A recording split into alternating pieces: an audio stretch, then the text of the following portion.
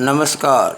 YouTube channel maths era and civil engineering by R P. Vyas से मैं RP. व्यास class 8 में पढ़ने वाले सभी स्टूडेंट्स का हार्दिक स्वागत करता हूं।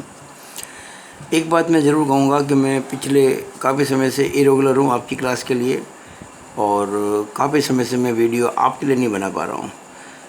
अब मैंने सारा अपना जो प्लान एकदम सही बना लिया है, और वीक में 2 दिन मैं आपके लिए निकालूंगा क्लास 8 के लिए। तो क्लास 8 के लिए जो मैं इसके वीडियो बनाया करूँगा सप्ताह में 2 दिन, वो 2 दिन होंगे बुधवार और शनिवार, वेडनेसडे और सैटरडे। मैं ये काम हमेशा शाम को या रात को किया करता हूँ, तो आपको नेक्स्ट डे मिलेगा। बुधवार का वीडियो आपको मिलेगा मोस्ट प्रोबेबली गुरुवार को, और जो बनाऊँगा सैटरडे को मिलेगा आपको संडे को। तो अब से बराबर वीडियो बनाऊंगा, तो आप देखें और अपनी राय व्यक्त करें। अपनी कोई प्रॉब्लम हो तो मुझसे शेयर करें। देखिए, जो लास्ट वीडियो था उसमें जो लास्ट पेज था वो ये था, आपको ध्यान हो तो मैंने आपको समझाया था कि प्रॉपर्टीज़ ऑफ रेशनल नंबर्स, परमेय संख्याओं के गुणधर्म। तो परमेय संख्याओं के जो गुणधर्म हैं, इसमें सबसे पहले था समवृत्त, यानी कि क्लोजर प्रॉपर्टी होती है। फिर था क्रम विनिमयता, यानी कि कॉम्यूटेटिविटी। फिर था साचर्यता, यानी कि एसोसिएटिविटी। फिर था योज्य तत्समक, यानी कि एडिटिव आइडेंटिटी। फिर था गुणात्मक तत्समक, यानी कि मल्टीप्लिकेटिव आइडेंटिटी। फिर था योज्य प्रतिलोम, यानी कि एडिटिव इनवर्स। फिर था गुणात्मक प्रतिलोम, यानी कि मल्टीप्लिकेटिव इनवर्स। फिर था योग और व्यवकलन पर गुणन की वितरकता, यानी कि distributivity on sum and difference. तो ये 8 बातें थी, और इन 8 बातों पर हम अब विस्तार से चर्चा करेंगे, और ये बहुत ज़रूरी है। देखिए, सीधी हम पर्सनालिटी कर लें, एक्सरसाइज कर लें, कोई बड़ी बात नहीं कर सकते हैं, लेकिन बेस में जाना ज़रूरी है। और मैं इन 8 पॉइंट के ऊपर कम से कम 3 या 4 वीडियो मेरे होंगे, तब जाके ये 8 बातें आपको समझ में आएगी। ये आगे के लिए अच्छी होंगी। आपके 8th क्लास में तो खैर बढ़िया रहेंगी, ये आगे के लिए आपका बेस अच्छा बन जाएगा। ठीक है ना? तो मैं आज शुरू करता हूँ, और आज मैं इन 2 प्रॉपर्टीज़ पे चर्चा करूँगा, पहली और दूसरी, यानी कि क्लोजर प्रॉपर्टी और कॉम्यूटेटिविटी। तो इस पर हम आज चर्चा करने के लिए बैठे हुए हैं। तो ध्यान दीजिएगा, ये देखिए मैंने एक टेबल बनाई है। आज तारीख है 2 सितंबर। समवृत्त गुणधर्म, यानी कि क्लोजर प्रॉपर्टी। अभी क्लोजर प्रॉपर्टी होती क्या है, इस पर पहले विचार कर लेते हैं। ठीक है ना? जैसे देखिएगा, एक सर्कल है। हम कहते हैं कि कोई चीज़ इसके अंदर रन कर रही है, एक पॉइंट, और इस प्रकार से रन कर रहा है कि इसके अंदर है, इस सर्कल के अंदर है। अगर वो इस सर्कल के अंदर है, इसकी बाउंड्री को क्रॉस नहीं कर रहा, पार नहीं कर रहा है, तो वो एनक्लोज्ड है, इस सर्कल के अंदर बंद है।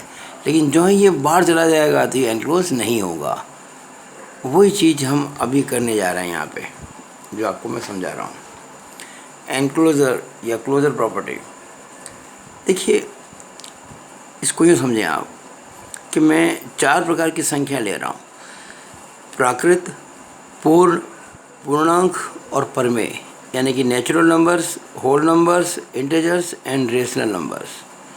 और इनके लिए मैं 4 जो क्रियाएं हैं, योग, एडिशन, व्यवकलन, सब्ट्रैक्शन, गुणन, मल्टीप्लिकेशन और भाग, यानी कि डिवीज़न, हर एक के लिए इन 4 पे चर्चा करूंगा, और देखूंगा ये समृद्ध है क्या। अब समृद्ध का मतलब बताता हूँ आपको मैं।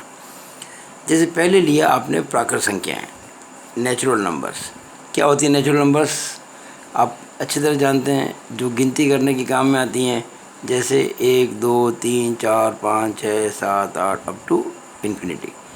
ये सब नेचुरल नंबर्स है। इसमें जीरो नहीं आता है, माइनस भी नहीं आते हैं, 1, 2, 3, 4 पॉइंट भी नहीं आता, 1.3 भी नहीं आएगा, 1.9 भी नहीं आएगा। बस 1 से शुरू करेंगे और आगे तक बढ़ते जाएंगे। हम जब वर्षों को गिनते हैं ना, किसी चीज़ की गिनती करते हैं, तो वो नेचुरल नंबर से होती है, 1, 2, 3, 4, 5, 6। गिनती कभी भी 0, 1, 2 नहीं होती है। मैं आपसे कहूँ कि ये 4 आदमी सामने बैठे गिनो, तो अभी शुरू कहोगे 0, 1, 2, 3, आप कहोगे 1, 2, 3, 4। आप ऐसे भी नहीं कहोगे -1 -2 -3 -4। तो जो नंबर्स काउंटिंग करने के काम में आते हैं उनको कहते हैं नेचुरल नंबर्स। तो मैं उसकी बात कर रहा हूँ, प्राकृत संख्याएं, नेचुरल नंबर्स की। अब योग देखिए, समृद्ध का मतलब क्या, अगर मैं दो नेचुरल नंबर को जोड़ूं तो वो नेचुरल ही आए तो कहेंगे वो समृद्ध है। जैसे मान लीजिए 7 और 3 में जोड़ता हूँ तो 10 आएगा। ये दोनों नंबर नेचुरल है कि नहीं, 7 भी नेचुरल है, 3 भी नेचुरल है, 10 भी नेचुरल है। आप किन्हीं भी दो नेचुरल नंबर को जोड़ दीजिएगा, किन्हीं भी दो, हमेशा नेचुरल नंबर ही आएगा। तो हम कहेंगे योग में समृद्ध है। तो मैं देखिए ये राइट लगा देता हूँ, ध्यान दीजिएगा। अगर मैं कभी ये राइट लगाता हूँ इसका मतलब है हाँ, और अगर क्रॉस लगाता हूँ इसका मतलब है नहीं। ये याद रखिए, ये सिंबल है मेरे। जैसे मैंने टिक लगा दिया राइट का तो समृद्ध है, मैं क्रॉस लगाऊंगा तो समृद्ध नहीं है। अब बात करते हैं व्यवकलन की, यानी कि बाकी की। देखिए, दो नेचुरल नंबर्स को आप घटाते हैं तो क्या नेचुरल नंबर होगा? हमेशा नहीं। कैसे? अगर मैं 8 में 4 जोड़ूं तब तो 12 होते हैं, लेकिन अगर मैं 4 में से 8 घटाऊं तो कितना आएगा? ये -4 आएगा। अगर मैं 8 में से 4 घटाऊं तो +4 आएगा। देखिए, बड़ी नेचुरल नंबर में से छोटी नेचुरल नंबर घटाई तब तो नेचुरल नंबर ही आएगा, लेकिन छोटी नेचुरल नंबर से बड़ी घटाएंगे तो हमेशा माइनस में आएगा, जो कि नेचुरल नहीं है। इसका मतलब प्राकृत संख्याएं जो होती हैं, नेचुरल नंबर जो होती हैं, वो व्यवकलन यानी बाकी में एंक्लोज नहीं है। क्लोजर प्रॉपर्टी यहाँ पे एप्लीकेबल नहीं होती है, क्योंकि दो नेचुरल नंबर का जो डिफरेंस है वो नेचुरल नहीं होता है। हमें वैसे होता है लेकिन हमेशा नहीं होता है। मैंने कहा था ना आपको, 8 में से 4 घटाया तो 4, 8 भी नेचुरल, 4 भी नेचुरल, ये 4 भी नेचुरल। 8 में से 6 घटाया तो 2, ये 8 भी नेचुरल, ये 6 भी नेचुरल, ये 2 भी नेचुरल। लेकिन अगर मैं 6 में से 8 घटाऊँगा तो नेचुरल नहीं होगा। इसका मतलब ये नेचुरल नंबर जो होती हैं वो क्लोजर प्रॉपर्टी में इसमें एप्लीकेबल नहीं है अगर बाकी हो रही है, लेकिन गुणे में है। मैं चाहे 8 को 3 से गुणा करूं, चाहे 3 को 8 से गुणा करूं, चाहे 100 को 5 से गुणा करूं, 500 आएगा, 24 आएगा, 24 आएगा, ये सब नेचुरल है। यानी दो नेचुरल नंबर को हम मल्टीप्लाई करेंगे तो हमेशा नेचुरल ही आएगा, पर यहाँ नेचुरल नहीं है। देखिए, 8 नेचुरल है, 2 नेचुरल है, भाग लगाया तो 4 आ गया। लेकिन अगर मैं 8 के अंदर 3 का भाग लगाऊं तो जो आएगा वो तो नेचुरल नहीं आएगा, वो तो 3 दूनी 6.666, यानी कि ये नेचुरल नहीं है। हालांकि 8 नेचुरल है, 3 भी नेचुरल है, लेकिन 8 में 3 का भाग लगाएंगे जो आएगा आंसर वो नेचुरल नहीं होगा। इसका मतलब ये नेचुरल नहीं है। तो आपको ये बात अच्छी तरह समझ में आ गई होगी कि जो नेचुरल नंबर हैं वो एडिशन में और मल्टीप्लिकेशन में तो क्लोज्ड हैं, यानी कि क्लोजर प्रॉपर्टी एप्लीकेबल है। यानी दो नेचुरल नंबर को जोड़ेंगे या दो नेचुरल नंबर को मल्टीप्लाई करेंगे तो वो नेचुरल ही आएगा, लेकिन दो नेचुरल नंबर्स को सब्ट्रैक्ट करेंगे या डिवाइड करेंगे तो हमेशा नेचुरल नहीं आएंगे। इसका मतलब एप्लीकेबल नहीं है। सिमिलरली बात करते हैं होल नंबर्स की, तो सेम लागू होता है होल नंबर्स के ऊपर, कोई चेंज नहीं है, नो एनी चेंज। ये एनक्लोज्ड है, ये नहीं है, ये है और ये नहीं है, क्योंकि होल नंबर में केवल एक जीरो तो एक्स्ट्रा होता है। भाई नेचुरल नंबर शुरू होते हैं 1 से, 1 2 3 4 5 6 एंड सो ऑन, और होल नंबर शुरू होता है 0 से, 0 1 2 3 4 5 6 इस प्रकार से। तो दो होल नंबर्स को आप जोड़ेंगे तो हमेशा होल नंबर ही आएगा, लेकिन दो होल नंबर्स को घटाएंगे, आप 0 में से 5 घटाएंगे तो -5 आएगा, जो कि होल नंबर नहीं है। गुणे के अंदर ये दो होल नंबर का गुणा करेंगे, होल नंबर ही आएगा, और भाग के अंदर पॉसिबल नहीं है। तो सेम है, ठीक है ना। अब बात करते हैं इंटेजर्स की। तो इसमें क्या होगा कि इंटेजर्स जो होते हैं ना वो एडिशन में तो एनक्लोज्ड है, इवन ये इसमें भी एनक्लोज्ड है, वो गुणे में भी एनक्लोज्ड है, बस वो भाग में एनक्लोज नहीं है। क्यों, मैं समझाता हूँ। अगर मैं दो इंटेजर्स, जैसे मान लीजिए 3 और -5, 3 भी इंटेजर है, -5 भी इंटेजर है, अगर मैं इन दोनों को जोड़ता हूँ तो ये 3 + -5 बराबर -2 आ जाएगा, जो खुद एक इंटेजर है। याद है ना इंटेजर क्या होते हैं? इंटीजर नेगेटिव भी होते हैं, इंटीजर पॉजिटिव भी होते हैं, लेकिन इंटीजर फ्रैक्शन में नहीं होते। -3.2 नहीं होता है। 0 1 2 3 4 5 6 7 8 5 ये तो खैर है ही है।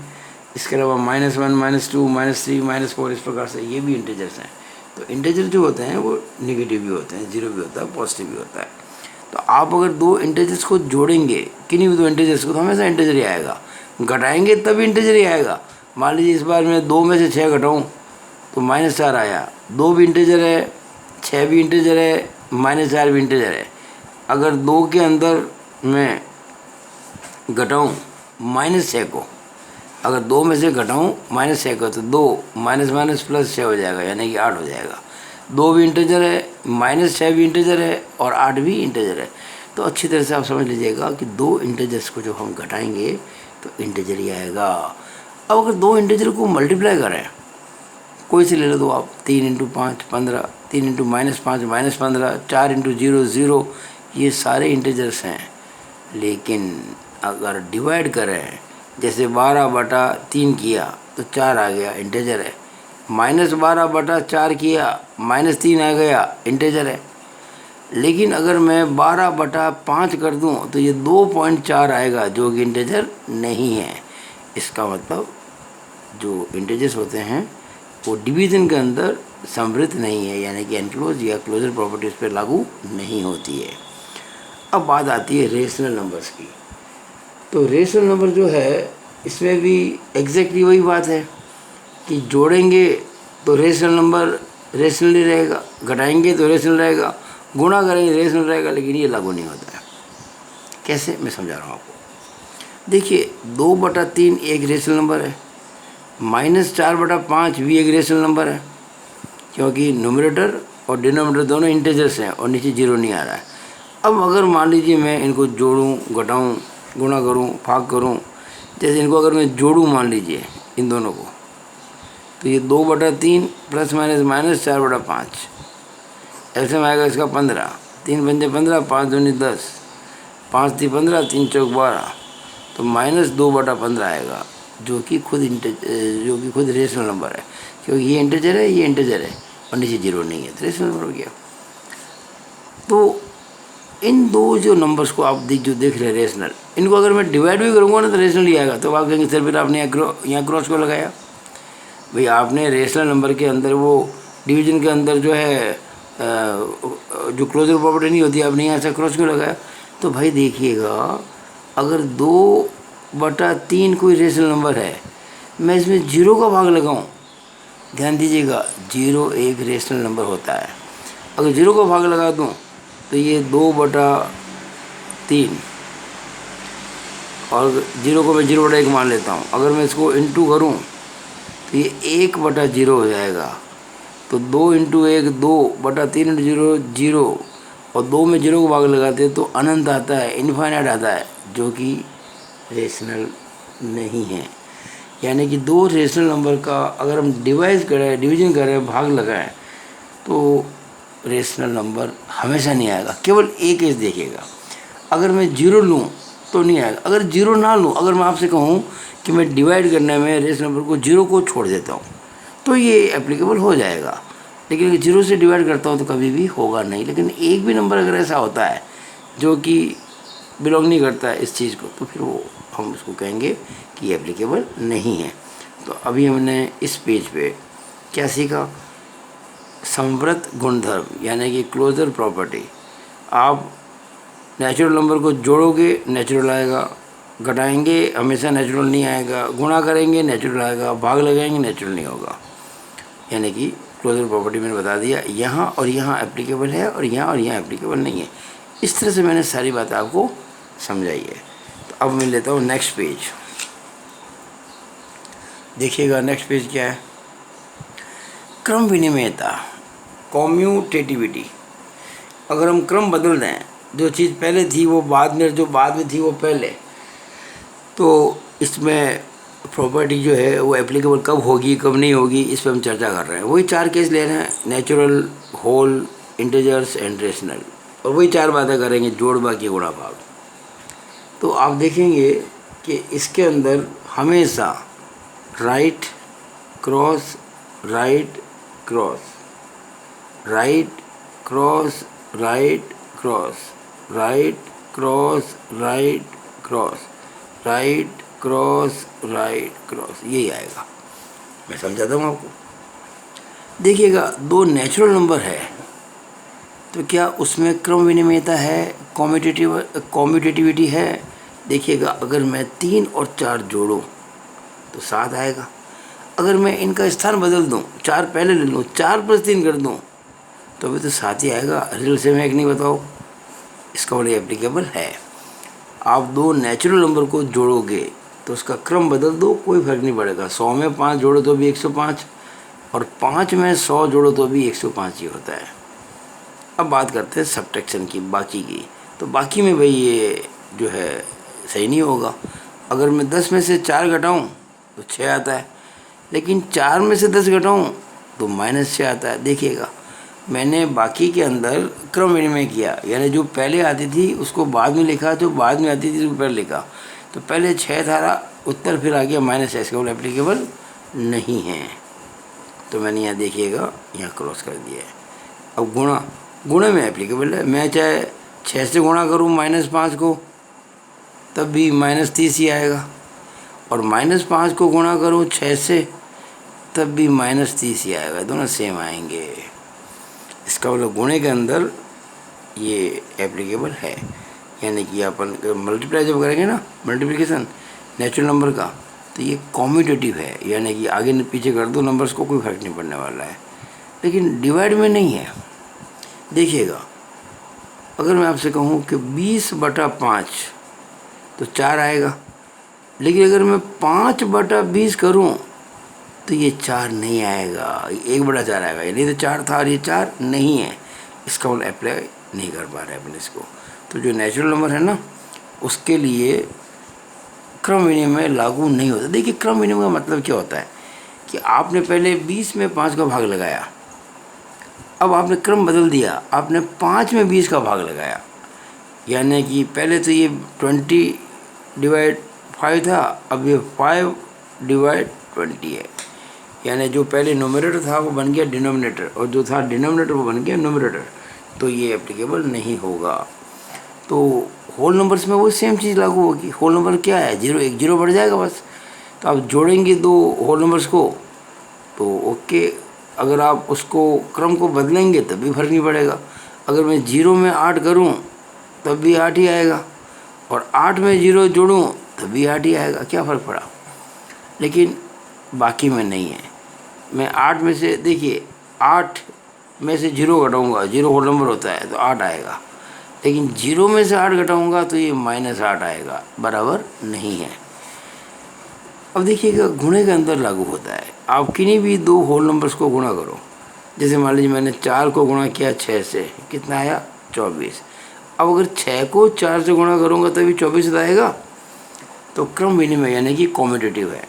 कॉम्यूटेटिव का मतलब होता है कि आप दो जो नंबर्स हैं ना, जिनके लिए आप कोई भी प्रोसेस कर रहे हो, कोई भी आप गुणा भाग वगैरह कर रहे हो, तो उनका स्थान बदल दो। जो पहले आता है वो बाद में, जो बाद में आता है इसको कहते हैं क्रम विनिमय। क्रम का विनिमय कर देना, क्रम को बदल देना।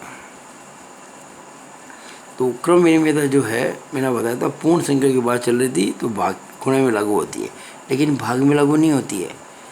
आप 10 में 2 का भाग लगाओ 5 आएगा, लेकिन 2 में 10 का भाग लगाओ तो 1/5 आएगा, बराबर नहीं आएगा, तो लागू नहीं होता है।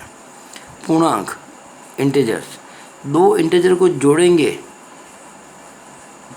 क्रम बदल के भी जोड़ेंगे तब भी कोई फर्क नहीं पड़ेगा। अगर मैं -3 + 4 करूं तो ये +1 आएगा, क्यों 4 में देंगे। और अगर मैं 4 - 3 करूं तब भी 1 ही आएगा। क्या फ़र्क पड़ा? मैं पहले -3 लिखूं फिर 4 लिखूं, या पहले 4 लिखूं फिर -3 लिखूं, मैंने क्रम को बदल दिया। तो इसके अंदर कोई फ़र्क नहीं पड़ता। किसकी बात कर रहा हूँ मैं? जोड़ की बात कर रहा हूँ। लेकिन बाकी में ये लागू नहीं होगा। अगर मैं 3 में से 4 घटाऊँ तो -1 आएगा, और 4 में से 3 घटाऊँ तो +1 आएगा। ये दोनों बराबर नहीं है। यहाँ ध्यान दीजिएगा, -3 में 4 जोड़ा था और 4 में -3 जोड़ा था। देखिए 4 है ना, प्लस ब्रैकेट में -3, तो 4 माइनस 3 यानी कि 1। ये जोड़ की बात कर रहा था, बाकी की बात मैं यहाँ कर रहा हूँ। तो जो दो इंटीजर्स होते हैं ना, दो इंटीजर जो होते हैं उनको जोड़ने में तो क्रम इन्हें में लागू होता है, लेकिन गुणे में बाकी में लागू नहीं होता है। गुणे में हो जाएगा, अब मल्टीप्लाई करेंगे दो इंटीजर्स को तो हमेशा बिल्कुल रिजल्ट वही आएगा। आप कैसे 5 इंटू 6 करें या 6 इंटू 5 करें, 3 इंटू -2 करें -6 आएगा, या -2 इंटू 3 करें -6 आएगा, लेकिन भाग में लागू नहीं होगा, क्योंकि 6 में 2 का भाग लगाएंगे इंटीजर है 3 आएगा, लेकिन 2 में 6 का भाग लगाएंगे तो 1/3 आएगा। अब आती बात रेशनल नंबर्स की। तो रेशनल नंबर में भी सेम है, दो रेशनल नंबर को जोड़ेंगे तो रेशनल नंबर ही आएगा, लागू हो गया। यानी दो रेशनल नंबर को जोड़ेंगे रेशनल नंबर होगा, अगर हम क्रम बदलेंगे रिजल्ट वही रहेगा।